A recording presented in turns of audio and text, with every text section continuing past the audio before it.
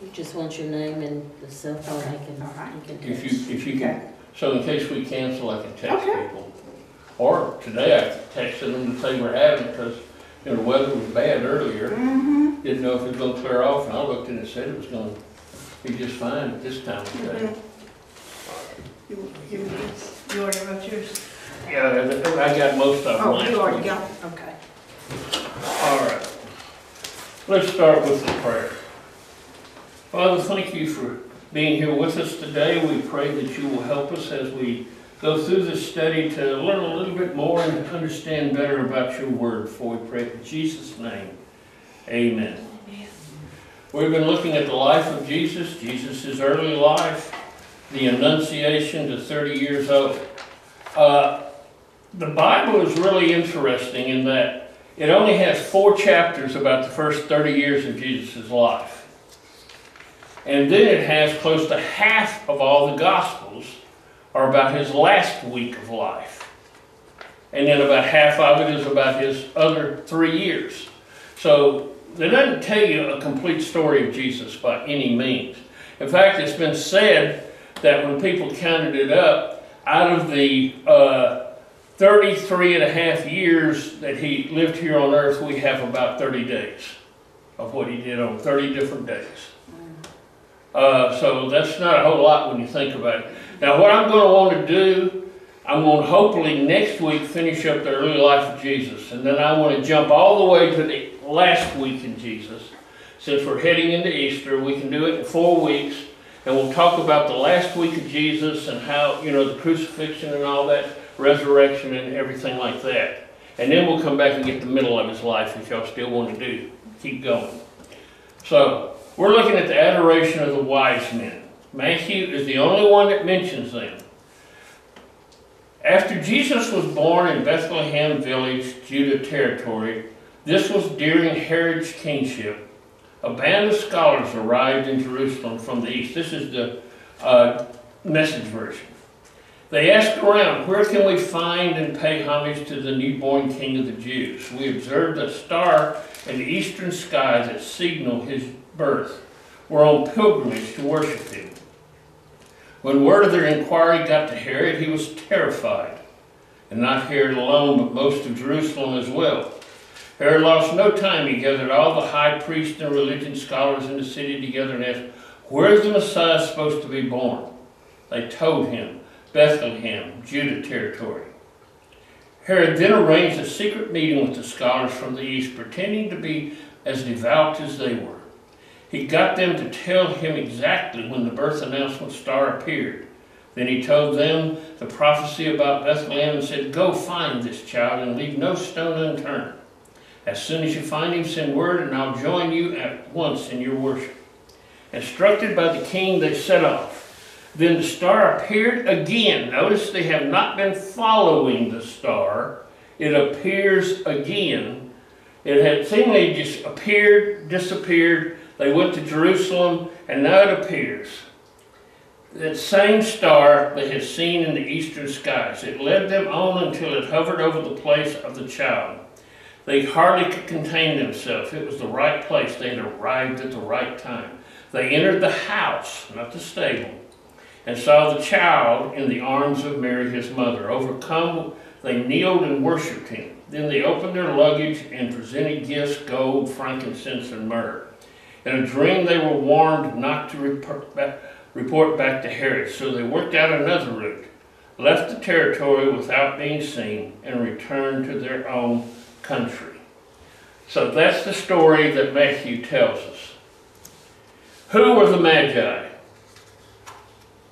The basic answer is nobody knows. Nobody really knows who they were. Nobody knows how many there were. They don't even know where they came from. It says they saw the star in the east. Does that mean they were in the east and saw the star, or does it mean they looked east and saw the star? If they looked east and saw the star, they came from northern Africa. If they were in the east seeing the star, they were probably from somewhere around like Iraq, Iran, in that area. 2 of the 3 gifts are actually from North Africa. So therefore, there's a good idea. We think we picture them as riding in on camels. We don't know that. It never mentions camels. Could have been on horseback. Would have been more likely at that time, or even walking. It didn't even say they rode on anything. Okay, so I mean, a lot of the pictures we have of the story are just pictures we have seen, but the Bible really didn't say any of that, if you noticed, as we went. Again, was the star in the east when they saw it, or were they in the east when they saw it?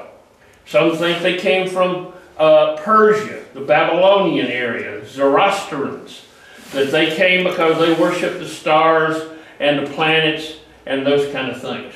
Others think they may have been Parthians. Parthia was founded in 100 BC, about 100 years before this. They were a thorn in the flesh of the Romans for 300 years. The Romans never conquered them. In fact, Crassus and 40,000 soldiers were annihilated in 53 AD by a Parthian army. So they were never conquered by the Romans. The Parthian Empire was in this area. Is its greatest extent. They had a lot of treasuries scattered out through that area. That's basically, if you're looking at this, there it is. We're probably looking, okay, this is Turkey, Iraq is right here, Iran is up here, and etc. So this is the area of Turkey, Iraq, and Iran that we're looking at. The Romans tried to push into this area several times, and they never really conquered it much. So they finally just gave up. They fought until about 232 AD, and in the Middle Ages, like the 1500s, they finally just kind of fell apart and disappeared. But they were a very sophisticated group of people, very well fighting. They ran, when Herod's father died, they ran Herod out of Israel and conquered the land, actually, of what we call Palestine today. Herod the Great ran to the Roman Senate, and there he was appointed king of the nation. He brings a small army back, and he fights them for 4 years and finally conquers his nation back. Now they're coming. Maybe Parthians. If they did, with all the gold and other things they had, they might have had a small army with them. This is his deadly enemies that have come. And what are they asking? Where is he who is born King of the Jews? Herod the Great was not even a Jew. He was an Edomite who had converted, his father had converted to Judaism. We'll talk about that in a few minutes. About the gifts. The first gift they brought was gold. Now, this isn't gold. I should have brought gold. I just realized we had some gold we found when we were in Alaska. You know, we had to pan for gold if you're going to go to Alaska. And so, but this is bronze. The gold, it says, first mentioned, the name of the first is Pishon, which is which compassed the whole land of Havilah, where there is gold, and the gold in that land is good. Genesis 2:11 is the first mention of gold, right in the very first of the Bible. There are many times when gold was fairly prevalent in the area that we are today. The top sword is made out of solid gold. The bottom was made out of iron. At the time they were made, the bottom one was probably worth 3 times as much as the gold, because iron was very rare at that time. The second thing they did was frankincense. I'm going to pass this around. You can smell frankincense. If you want to take some of this home and burn it, that's what they would normally have done. I don't have any problem with it. As you can see, I have a whole lot. I'm going to pass it there, and y'all can see. But this is frankincense. It comes from plants in the Arabian desert. So that's in this area over here is where they would be getting the frankincense from. So like I say, if you want to take some home and burn it on incense, that's what they did. They burned it. It's like a rock. It is. It comes an aromatic gum from a tree that then hardens, and that's what you get for it. When burned, it deodorizes. It removes odor from the air. This was their air wick. of the time period. They would put it on their offerings. They would also put it on their table of showbread. The third thing that they brought was myrrh. Now, myrrh is usually ground up and put in oil. I'm going to let you pass this around. This is myrrh. Anointing oil with myrrh in it. You can open it up, smell, and see what myrrh smelled like. It also came from trees, but these were from Somalia. So again, that's in Africa. What kind of tree? The acacia tree sometimes, and some other trees, they put a little substance out. It's not very much, and they grind it up. Myrrh was mixed with vinegar often to be a painkiller. That's why they had myrrh and vinegar. They were sour wine they were offering to Jesus at his crucifixion. So therefore, myrrh is offered to him at the beginning of his life and at the end of his life here on earth. As we said, it's often ground up and mixed with oil and made an anointing oil for embalming people. So, but that is myrrh. What kind of oil? Olive oil? Or just olive oil. I mean, that's their only oil if they have. They're not making petroleum oil. No. So any questions about, that's about all we know about the wise men, to be honest. There's not much we know.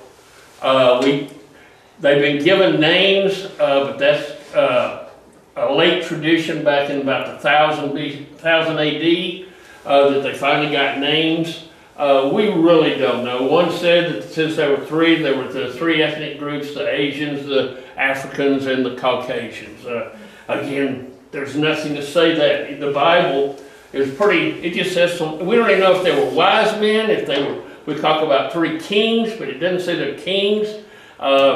It uses a word that is actually an advisor to the kings in Babylon, is the word that they use for them. So therefore... Well, I wouldn't think that there would be any Caucasians over there at that time. Well, but people think one from Europe, one from Asia, one from Africa. Europe, okay. Gotcha. Or, you know, Caucasians would be Europe. But again, who knows? Now, the flight to Egypt. In Matthew, it says, after the scholars were gone, God's angel showed up again in Joseph's dream and commanded, get up, take the child and mother and flee to Egypt. Stay until further notice. Herod is on the hunt for this child and wants to kill him. Joseph obeyed and got up, took the child and his mother under cover of darkness. They were out of town and well on their way by daylight. They lived in Egypt until Herod's death. This Egyptian exile fulfilled the Hosea had preached, I called my son out of Egypt. Herod, when he had realized that the scholars had tricked him, flew into a rage. He commanded the murder of every little boy 2 years old and under who lived in Bethlehem and its surrounding hills. He determined that age from information he got from the scholars. This is why a lot of people say they didn't come until 2 years after Jesus' birth. They go to the house to visit the child, and it says he killed 2 years old and younger because of the age. It seems that they told him 2 years ago we saw this star. Now, whether that was when he was born or that was just told them get moving, and he was born later. But it's at least 40 days after, because Mary has been presented in the temple with her purification sacrifice, which would have happened 40 days after Jesus' birth. So they've been in Bethlehem for a while. Now they head down to Egypt. Now let's talk about Herod the Great for a few minutes. Is there any theory on how the wise men were even notified to go find this child? Star. And that was just it, just the star. They saw a star that indicated to them a king had been born in Bethlehem. Oh. I mean, a king had been born to Judah. And where did they go? They went to Jerusalem. That's where the king should have been born. Now, we don't know what that star was. Some say Halley's Comet, but some say that it was, there was a triple conjunction of several planets at one time during that time period. But then again, it might have been God just created something. Because think of it again. They said it was the star they saw when they left Jerusalem. They saw it again. And they followed it to a particular house. Now, can you say any of these stars are over this particular house? Or is it over that house? It might have been it's actually the same word used for the fire in the wilderness that they're following. A luminous event happened. And so it might have been that fire from God that they saw. But whatever they saw, in astrology they interpreted a king is born in Judah. Just go check it out. Okay. And you have to also realize, again, as we talked about, the time was right. The Jewish people have been scattered all over the world by this Roman Empire and around by this time. Their stories had gone with them. There's stories about a Messiah is coming to save us. So when they see this, they probably thought, that's that Jewish Messiah. Let's go check this out. Well, I guess that's kind of what I was asking. Did they hear that from somebody and then kind of notice the star and put two Well, it together? doesn't say they did, but that's a good reason why. I mean, the Jewish stories have been passed around. Like, if they're wise and they're listening to all the things around them, they've heard the story about the Messiah. Now, Herod the Great is not a Jew. Idumea is this country right here, is the southern part now. This is part of Israel now, but this is Judah here, Jerusalem right about in here.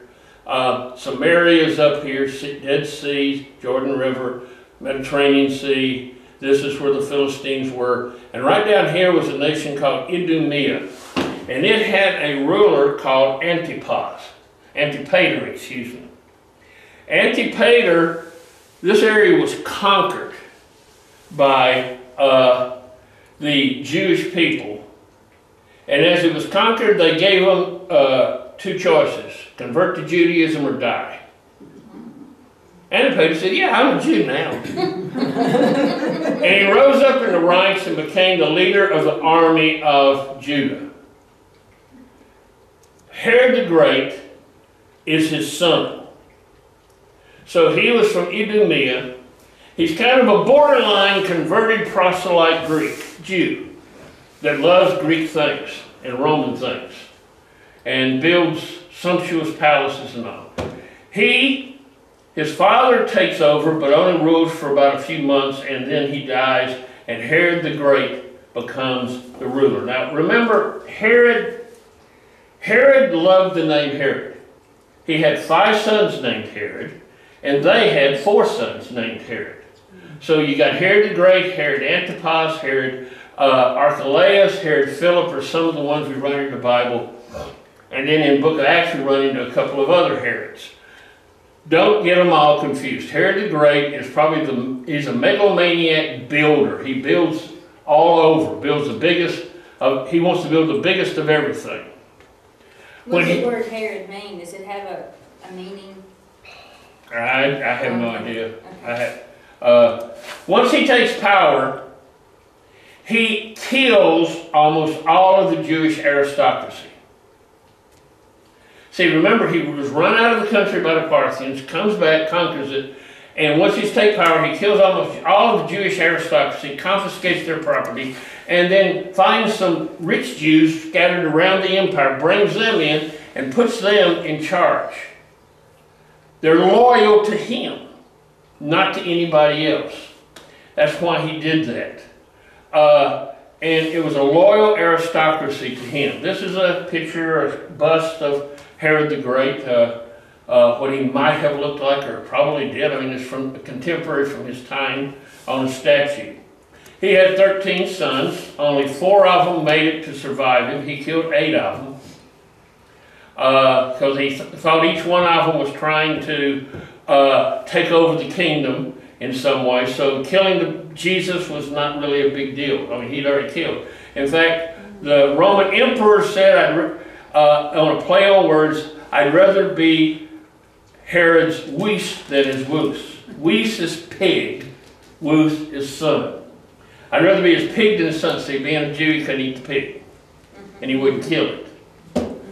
So only 4 of these out survived him. He was married 10 times to Doris, Mariamne 1, Mariamne 2, Malthus, Cleopatra, Pallas, Phaedra, Ellipsis, to a daughter of Salome. That's the one that danced and got John the Baptist killed.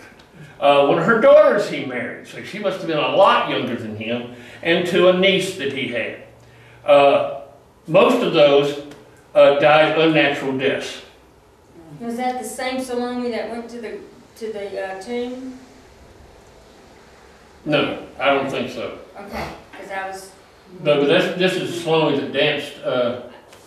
Well, I knew that, but I didn't know if maybe somewhere in there she I don't realized. think I would. Okay. I really can't say it isn't, but Okay. I don't think it would be.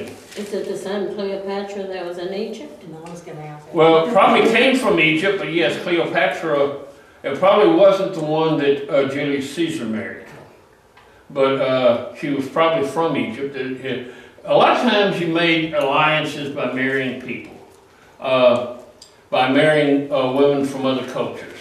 Now, this is what Josephus, the historian of the time period, says about Herod the Great. He was no king, but the most cruel tyrant who ever ascended the throne. He murdered the vast number of those people, and a lot of those who left alive were miserable. Oh, let me back it up, start over again. I can't read it all that fast. I messed up. It's supposed to stop along the way. He was no king, but the most cruel tyrant who ever ascended the throne. He murdered a vast number of people, and a lot of those he left alive were so miserable that the dead might count themselves fortunate. He not only tortured his subjects slightly, but ill-treated whole communities in order to beautify foreign cities. He robbed his own and made gifts of foreign nations, which were paid for with Jewish blood. The result was, The result was that instead of his former prosperity and time-honored customs, the people fell victim to utter poverty and demoralization. Within a few years, the Jews suffered more miserably under Herod than done any other period except Babylon under Xerxes. So he was a cruel tyrant. He killed anybody he thought was in his way. He had some of his soldiers in a swimming pool play with his son he thought was trying to take over the throne. See how long he could hold his breath underwater. He lost. I mean, this is the kind of thing. He killed almost all of his wives. He died in 78 and 4 BC, excuse me, at the age of 70 and 4 BC. We know that because Hayden's comet came a few days before he was sighted, a few days before he died, and that's something you can predict very precisely, astronomically. He was carried down to the Herodium. This is the Herodium. It looks like a little volcano. Actually, what happened is there were 2 hills here. One was over here and one over here. When he was fleeing from the Parthians, his mother's chariot wrecked on top of this hill. He thought she was dead, and he went over there and was going to pull out a knife and kill himself. He said, no, wait a minute, she's alive. And so he didn't. So when he became king, he took the entire population of Bethlehem and for 2 years moved this hill up on top of this hill so it'd be tall enough. And then there was actually a 5-story palace built on top of this. And the whole thing is surrounded by almost a square mile of palaces of all different kinds. He had a swimming pool here you could have mock naval battles in. So he built, this was the biggest palace complex in the world at that time. And this is where he was buried. They've done some excavations on the side of this hill. There was a staircase, a marble staircase that went up this and into the palace through this little door here, and then the palace was up on top of this hill. When you go up there and look, it looks like a volcano because it's hollow on the inside. And over about in here, they found a structure. It was right about in here. The steps would have gone up this side. It's right about in here. They found this structure. It had been totally destroyed and put in ruins, and they think that's where his tomb was. They destroyed it because they hated Herod so much. And this is a picture from National Geographic, I think. He kills the babies, and Mary and Joseph have fled to Egypt. Different pictures we might have seen. I'm still not convinced that they had a donkey to ride on. They were poor people. They gave a dove. I think they sold the donkey and bought a lamb to make for her purification. But in any way, they become refugees. Tradition says they sold their 3 gifts and made enough money off it to be able to live while they were there. Now, Bible is very silent on what happened while they were in Egypt. We don't really know too much about it, but it may have been there about 2 to 3 years. We're not sure. That's why, again, we can't actually tell when they went. We know they didn't come back before 4 BC because that's when Herod the Great dies. Tradition of the Coptic Church says that they came in from over here and went through a route like this down to as far as Aswan today, and then went back up. There is a Jewish community that was down there at that time, and then they went back up and went out. And they follow them. If you were to go on a pilgrimage over there with the Coptic Church, they have all these sites that you can stop at, supposedly where they lived. But obviously, all of that is totally traditional. None of it's in the Bible. Anything so far? Questions, comments, statements, opinions? 2 different things. I mean, this is kind of, but why did the Jewish people that Herod put in charge, why were they loyal to him? Was it because he put them in charge, and if he could take them out of charge easily. And most of the people were really scared of him. Yeah, that's what. In fact, like they thought he had died. He put him in. He loves bathing, and he had a hot pool, and they put him in the hot pool, and he swooned, and his servants thought he died, and they were throwing a party.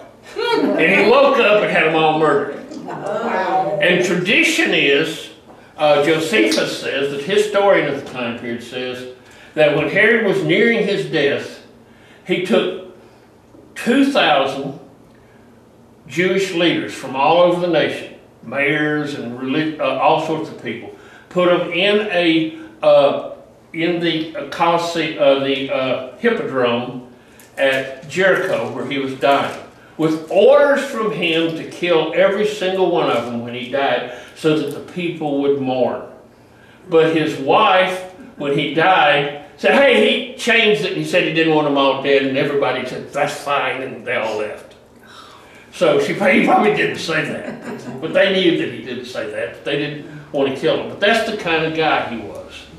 You don't cross him. What was the second question? You said 2. Well, this is kind of silly, but where does all this come from about that she rode in on a donkey and it really didn't say that? Where does that just People come from? just Folklore, kind of? Folklore, traditions. Yeah. Bible doesn't say if she rode, walked, what. I think she walked. I mean, just because she's being poor. She might have rode in a wagon, so they might have had somebody they were going with. It doesn't say they didn't travel with another group down to Bethlehem.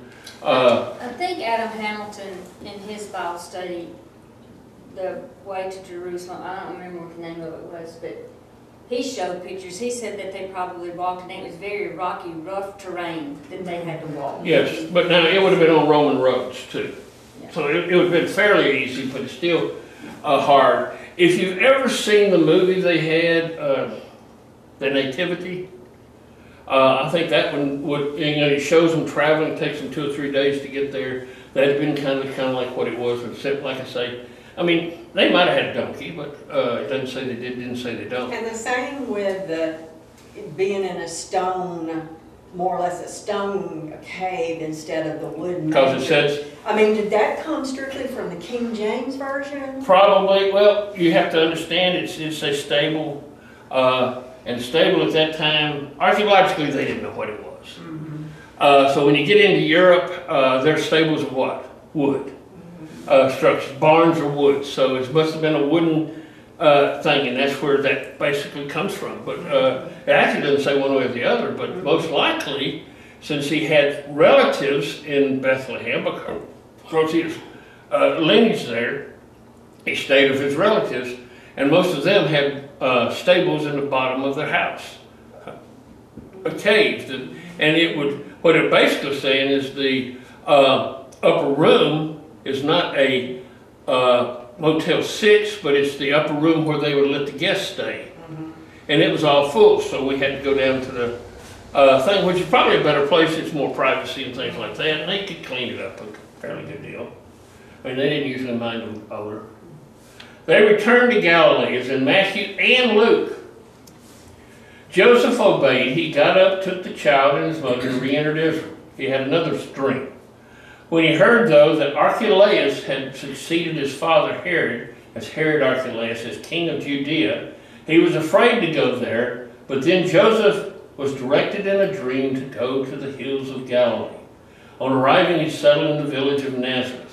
This move was a fulfillment of the prophetic words, "He shall be called a Nazareth." He left Nazareth, went to Bethlehem, but it sounds like he was going to go back and stay in Bethlehem. Being a construction worker, he would have probably had a lot of work around Jerusalem he could do. So let's look at the Galilee of Jesus in Jesus' day. The Galilee would be this area right up in here, this purple area. When Herod the Great dies, he breaks his kingdom into 3 parts. One is ruled here by Herod Archelaus. This is Bethlehem, Jerusalem. Herod Antipas rules this area. He's the one that killed John the Baptist. And this area here. And then Herod Philip rules this blue area up here. These are totally different nations, totally different groups. And so here's what we're talking about. And this is Galilee. It's west of the Sea of Galilee. A little bit closer in, Sea of Galilee right here. And then over here is the Galilee area, this area. This is the Decapolis. It's a Greek area. It's not ruled by either one of the kings. Philip rules here, Antipas rules there. The Decapolis is, Decapolis means 10 cities. It's 10 Greek cities in this area. To put it on a satellite map, it's this area right here. As you can see, it's kind of mountainous, forested to some extent. The red is forest, infrared picture from satellite. And so it's this area we're talking about here. It's mainly a lot of volcanic activity. Now the volcanoes are all dormant now, but this was made by volcanoes. It was depopulated when the Assyrians, now this was originally part of the Jewish homeland. When the Assyrians and Babylonians came in, they basically took the whole population out of this area, and it was left just abandoned for almost 600 years. It's just sitting there. When the Jews returned from Babylon, they did not settle up here around the Sea of Galilee. They all settled right down back here around the city of Jerusalem. So what they did was, this area right here is where the people settled after they came back from the Babylonian captivity. But they didn't settle up here in Samaria and other areas like that. Actually, there were people already living in Samaria. They were half Jews and half other things. So this is where Judah settled down after they came back from captivity, not in Galilee. They resettled in small towns around Jerusalem. But then in Aristobulus I in 104 BC captures the area and converts it to Judaism, both in Galilee. He takes that area. It's mainly a land of agriculture and fishing. There's not a lot of industries there, of course, not a lot of things, but there is a major trade route. The major trade route for the world goes right through the middle of this area. It comes down from the north, goes north of the Sea of Galilee in this area. So right in here, again, is where Galilee is. In fact, that major trade route went right by Nazareth. They probably never saw it because it's sitting down in it's up in the hills down in the valley, and they would have been down in a bigger valley past it, but Jesus could have stood up on the top of the hill and watched caravans driving by. This is a mixed group of people living here. There are zealots here. Those are Jews that believe that everything that is foreign is wrong and we're going to kill them all. There were also Romans in this area. A lot of Romans, a lot of Greeks. The Decapolis was those 10 cities that were located over in this area. This was the other side. Excuse me, Decapolis up here. I'm looking at the wrong lake. That's Dead Sea. This is the Sea of Galilee. This is the Decapolis. This is the other side. So all they're doing is going across this little area. Remember that lake? You can see the entire thing from any one place. So what they're doing is the Decapolis is over in this area of the area. Let's look at some of the main cities in this area in the time of Jesus. Ptolemais is on the coast. It's one of the ports there on the coast. This is what it looks like today. Another one of the major cities is Gadara. Gadara was the Mayo Clinic of its time for the entire Roman Empire. It had the largest hot water baths in the world there, covered hundreds of acres. The Sea of Galilee was a healing area. There are 4 different major hot springs that people came to. A Roman emperor came here to be healed one time. So that's why all the sick people are around there, because Galilee is a healing area and they're not getting healed. Then you have another town, Hippus. Hippus is a Greek city. It sits up on a hill right on the Sea of Galilee. It's probably that city set on a hill, can't be hidden. Another city here is Scythopolis. Scythopolis at the time was a huge Roman city built here. You can see the theater. You can see this was the main street going down through it. Over here's a big hill where they had palaces on it. This is the baths that they had there. A very large area has been excavated extensively. This was actually an old picture. The newer picture, you can see a whole lot more excavation. Another one was Cyprus. That was that city they were building right outside near Nazareth. It was the capital of the Galilee. And then another one was Tiberias, still there today. It was a major city on the Sea of Galilee. We have no evidence that Jesus ever entered any of those cities. There's nothing that says he did. Now, he might have worked in Cyprus as they were building it, but he never enters them in his ministry. He doesn't go to the big cities. He goes to the small religious villages. Those cities are major Greek centers. They have temples to other gods, and etc. These small villages he goes to, Nain. That's where he raises a boy from the dead on the side of this hill here. He goes to Cana of Galilee. What does he do there? Turns water into wine. We've got, of course, Nazareth is right here. A little small town. Another one is Capernaum. That's where he does most of his major ministry. Chorazin, which is up north of there. This is where he goes several times. That's where he gets into trouble because he's harvesting the wheat on the Sabbath. This is what it might have looked like. We'll talk about these villages more when we get to them and he's actually entering them. Bethsaida, this is where Peter, Andrew, James, and John was from. Now, they call this the evangelical triangle because within this area right here, that's a small area. I mean, gosh, it would, if this would be Bethlehem Church and this would be our church. So that's how small that area is. He does 80% of his ministry in that Sermon on the Mount, fishing, going back and forth from side to side, all that. Isn't Gennesaret, you can go back to that map, isn't Gennesaret the place where he took the pigs out of Legion? Yes, well, you see the question mark after it, Gergesa. Yeah. Oh, okay, over there. Okay. Gennesaret is another city. This is, over here's where you did. Okay, well that was my question. That's why I was confused because I was thinking that it said he went to the other side of the lake to do that. And I'm thinking, but it's not. Well, he went over here. Yeah, okay. And you see the question mark, that's where they think it was. Bethsaida, we'll look at it and a lot of excavation there. Another city, Magdala. Mary Magdalene's from here.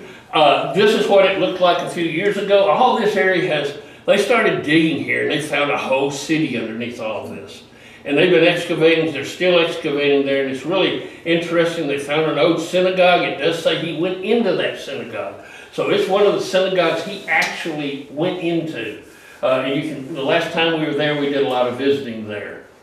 Now, the people in Jerusalem thought of the Galileans as being foreigners. They were from another nation.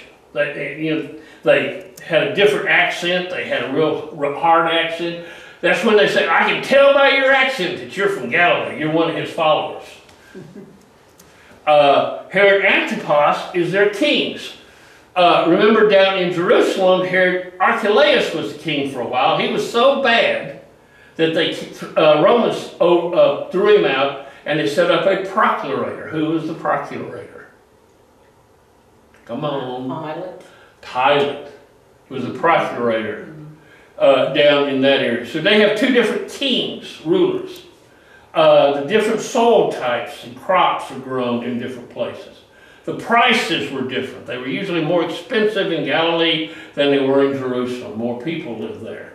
Their customs were different. The way they buried people, the way they built houses, the way they lived their life was different. They had different climates and growing seasons. The crops ripened earlier in Galilee because it was darker soil and warmer than in the southern area. In fact, a woman from one area could refuse to move to another region with her husband if he decided to move. And legally, a man could have wives in both regions because they were so different. So realize these are outsider people he's selecting, and then when they get to Jerusalem, they're not the people like them. I mean, this is like picking people from Iran and bringing them over, or Iraq or somewhere like that, and bringing them over here. They're kind of fish out of water. The Talmud says the Galileans were more anxious for honor than gain, quick-tempered, impulsive, emotional, easily aroused by an appeal to adventure, loyal to the end. Sounds like Peter. In Galilee, the main religious authorities are in the synagogues. There's little synagogues in every one of these little towns, and they're run by the Pharisees. Down in Jerusalem, the worship is in the temple, and it's run by the Sadducees. Huge difference, because Sadducees, remember, believe only the first 5 books of the Bible. Genesis, Exodus, Leviticus, Numbers, and Deuteronomy are religious. All the rest isn't. Pharisees believe what we basically call the Old Testament today. So they have different belief systems between them. Let's look at Nazareth for a few minutes. Nazareth is located right about here on the edge of the Jezreel Valley from the Sea of Galilee there. It's down in a little valley. Today it overflows as a huge modern town, but in the time of Jesus, it only covered this little area right here, around these 2 churches, and the well was down in here. This is where it covered. These 2 churches are over the entire city at that time. Now, this is the church that was built here by Helena.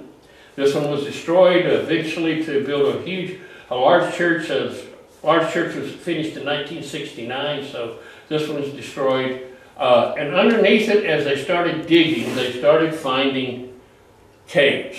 These people lived in caves in this area. You can see this is a picture of what was underneath that church area there that they found, these pits. Here's a cave, here's another one there. You can actually go down underneath these churches today if you know somebody that can get you down there. I've been there a couple of times. Here's one of those caves. It was a house. Here's another one over here. Here's one that you can see here, the opening, and they put a post here to keep it rock from falling. And here's another one. They would have they'd live kind of out here and then live during the day and keep their animals in the cave at night. This is what it might have looked like in Jesus' day. This is town near Nazareth, that is living in caves today. So that may have been what the houses looked like. Of course, it's all that outside structure is gone now. Looking inside, you might have had something like this to live in. Now, this video was made inside the cave that is pointed out as Jesus, Mary, and Martha and Joseph's home while they were living in Nazareth. You can see the little storage area they might have had over there on the right. You see the rocks here. This might have been how they lived. You can see a little door going into a cave here as they would. And looking inside this area here, this might have been what it looked like inside a house there at that time. You see the window back there. They're making bread. They have an oven, a communal oven. They make the flatbread there. They stick it to the top of the oven and it cooks, and then they take it out and closing the door on her oven. So you see this little community here. This might have been what Nazareth looked like. We don't know exactly for sure, but these are people living in that same area, in the same kind of situation as Jesus, Mary, and Joseph would have, making their bread. That might be Mary there. And these steps led down into that cave. And you see the altar that they have for worshiping there.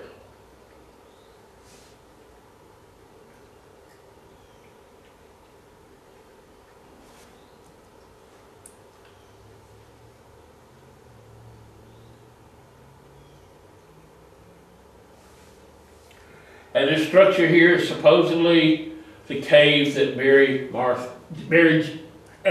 Joseph, and Jesus lived in. If it's not, it's within a stone's throw of this because there was only 10 families living in the whole thing. It's inside this church right now. This was finished in 1969. It's a Catholic church. In the bottom of it is where the house is, and the top up here is a fancier church. This is underneath that church. You can see there's little caves and all. And this structure right over in here is what we're looking at. This was the old church that was built here by Helena in 300 AD. Again, this cave here is the one that's pointed out. There's others out in here on this side of the church. Used to be able to go down and look at it this way, that cave, but then they built a new church. This was the old structure, and this is the structure today. This is Jesus' home. If they're not right, it looks somewhat like that, and it's within a stone's throw of that.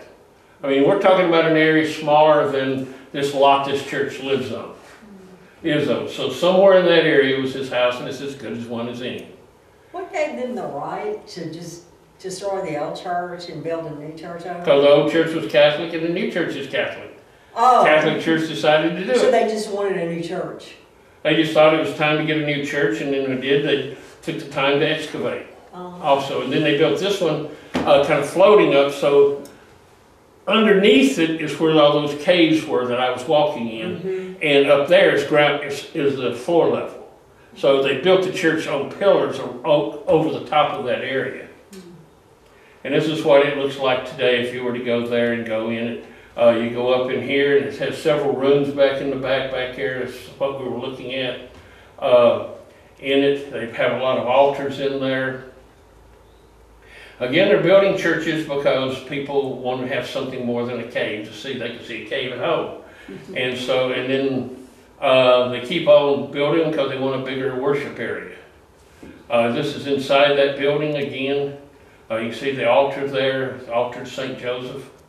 This is the upper part of the church. Right over here, you can see, you look down here, and over here is where that house is. And in the upper level, they actually have all the way around it and all the way around the entire building on the outside. They have all different kind of pictures of Madonna and Child from all different nations. Some are mosaics, some are drawings, some are different styles. And then over here is a mosaic in the back, and they have worship services here. These are active churches. Next door to it is the Church of St. Joseph. Underneath this area is where all those caves are. Inside the Church of St. Joseph is another cave. That cave is pointed out as Joseph's workshop. Whether it is or not, this is the inside of St. Joseph's Church. I've been in there 2 or 3 times, but most of the time I can't get pictures because they're having services in there. They're having a funeral one day, a wedding another day. This is in the basement down where supposedly it's the cave where Joseph had his workshop. Who knows? I'm not going to say it is, but again, if it's not there, it's got to be somewhere. And they have a mosaic there, Joseph the carpenter working there in that area.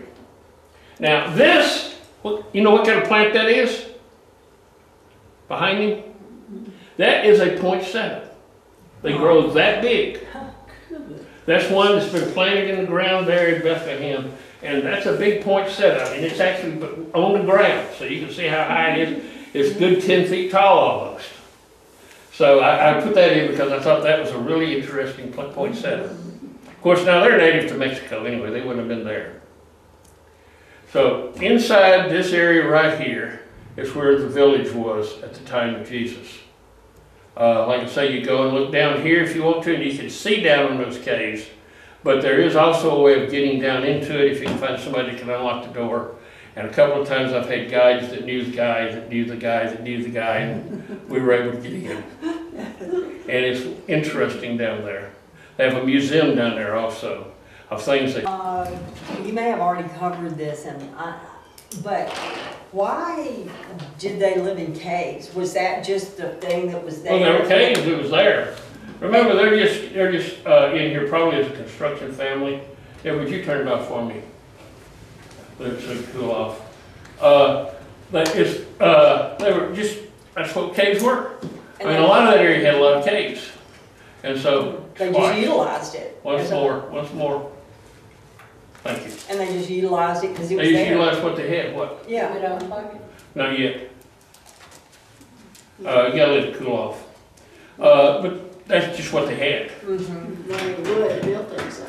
Well, there was some wood, but not a lot. Most of it's been, and these are poor people. Yeah. I mean, they can't afford to spend time to construct a house. They got a cave to live in. You put a door on the front of the cave, and actually it's a pretty nice place because it's cool in the summer and warm in the winter. When you get a certain distance underground, things are just fine. You know, you can do pretty well. Well, it's like underground houses here. Yeah, I mean, you know, so, but anyway, that's why they were living there most likely. Now, other places in Galilee, they had houses, and they were building houses in Cyprus, which was just a few miles away. Okay, that's interesting. So does the Catholic Church charge admission to go? No. So how do they must have big congregations and big givers. It's the Catholic Church, also, remember. They own vast wealth. And they bought, you know, they built the church. I mean, the Pope probably gave them money to build the church. I mean, after all, and nations from all over the world probably gave them money to build the church. It's a special religious, it's Nazareth. I mean, you know, all nations want to donate money. Back when we were actually religious people, before America abandoned God. I mean, you know what I'm saying? So raising money probably wasn't a big deal, but these are active churches. They do have pastors. That's probably, you know, they might even have a bishop there in that one. But all of these are active churches just like yours here. So it's kind of interesting. You go in there and you're running through somebody's church like we'd be wandering through our church. Because, you know, if there's a historical value of something. Do they have a box where you can make a donation? Oh, they all have, you know, they all have charity boxes. I mean, they've had that anyway. Even if it was just a Catholic church, you have a charity place that you can give to charity. When you just, you know, if you were to walk into a church, a Catholic church anywhere in the nation, they'll have a box back there. You can put money in if you want to sit there and pray or whatever, you can give or not. Some of them have rules though, like you have to have your head covered and you can't show your knees or your shoulders. Well, actually, you can't show, you're not supposed to be wearing shorts, you're not supposed to be, but the Muslim sites that we went to, some of the mosques, you had to actually have your head covered. In fact, they had some hijabs when we went down to Hebron to the mosque there, where Abraham is buried. So, It's a disrespect to them if we don't adhere to their customs. yeah, I mean, we try to adhere because we don't need to show them disrespect. And if we're going to visit their place, I mean, we ought to do it their way. I noticed that when I was when I was watching the JAG series, and every time they had to go to Baghdad or to Iraq or something, all the women from the United States, right, had to dress just like those women did. Yes, and you know, some of those Muslim places you can't get in now because people balked at it. You can't get into like the Dome of the Rock. Oh, I was gonna ask that question. I have been in it when I first Really? went. I've been in it twice, but What? you have to take your shoes off and go in. And like when you're visiting a Jewish site, you have to wear a little hat, even at the, you know, but they usually have a little paper thing you put on your head. And if you're wearing a cap like you're wearing, that'd be fine too. Just have your head covered. So most, you know, all the, you know, so it depends upon what site, and of course your guide's supposed to know all that. He directs you and tells you what you're doing and not doing. Anything else? We're going to finish up the early life of Jesus next week, and then we're going to start into his last week. Let's have a prayer. Father, thank you for being with us today. Guide us and direct us as we go from this place, and help us to understand your word, for we pray in Jesus' name. Amen. Yeah. So